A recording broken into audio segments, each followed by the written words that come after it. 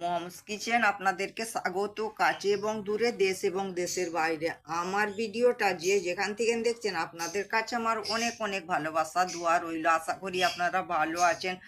আজ আমি আপনাদের সঙ্গে শেয়ার করব, আমি বাড়িতে যেইভাবে বানাই ওটাই আজকে আপনাদের সঙ্গে শেয়ার করব। আজ আমি আপনাদের সঙ্গে শেয়ার করব পাট শাক ভাজা। আপনারা আমার সাথে থাকুন, দেখতে থাকুন আমি কিভাবে পাট শাক ভাজার রেসিপিটা বানাচ্ছি। এইগুলোকে আমরা বলি পাট শাক। আজকে বানাবো এই পাট শাক ভাজা, আম ডাল আর আলু ভর্তা। এই পাট শাকগুলোকে বেছে ভালো করে কুটা বাছা করে পরিষ্কার করে ধুয়ে নেব। হ্যালো বন্ধুরা, পাট শাকটাকে আমি ভালো করে কুটা বাছা করে পরিষ্কার করে ধুয়ে হালকা করে সেদ্ধ করে নেব।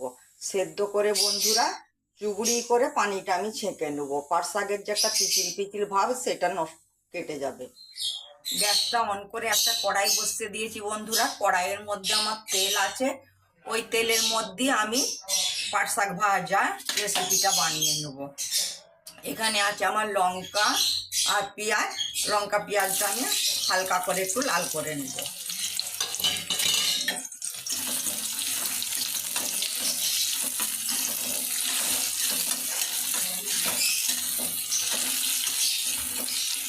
আর এখানে পাট শাকটাকে সেদ্ধ করে বন্ধুরা চুবড়ির মধ্যে পানি ঝরিয়ে রেখেছি।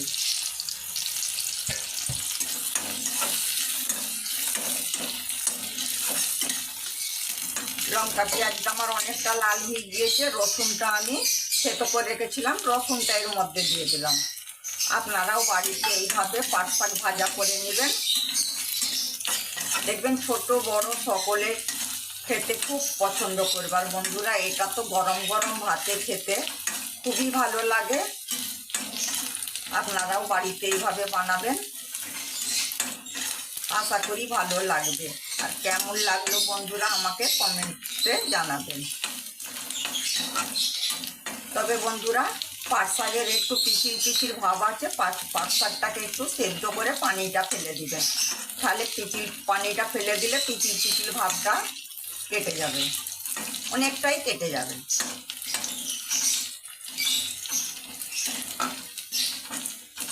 আমি এগুলো পুরোই লাল করে নেব বন্ধুরা।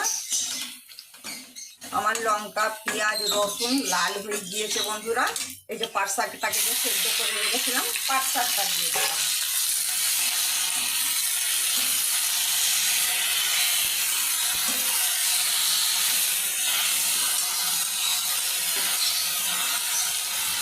এর মধ্যে নুন দিয়ে দিলাম।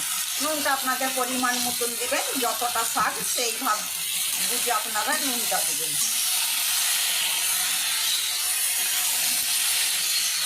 আমি গ্যাসটা মিডিয়াম ফ্লেমে করে পাট শাকটাকে ভেজে নেব। আমার পাট শাক ভাজা পুরো রেডি। এই পাট শাক দিয়ে ভাত খাওয়া হয়ে যাবে বন্ধুরা। যে পাট শাক খেতে এত ভালো লাগে আমাদেরকে। পাট শাক পুরো ভাজা রেডি। আমার পাট শাক ভাজা পুরো রেডি। আমার ভিডিওটা ভালো লাগলে প্লিজ বন্ধুরা আমাকে লাইক কমেন্ট শেয়ার করে দিবেন। আর আমার চ্যানেলটা আপনারা সাবস্ক্রাইব করে দিবেন, তাতে আমার নতুন নতুন রেসিপিগুলো সহজেই আপনাদের কাছে পৌঁছে যাবে। আর আপনাদের কাছে আমার অনেক অনেক ভালোবাসা দোয়া রইল। আপনারা ভালো থাকবেন, সুস্থ থাকবেন। আল্লাহ হাফেজ।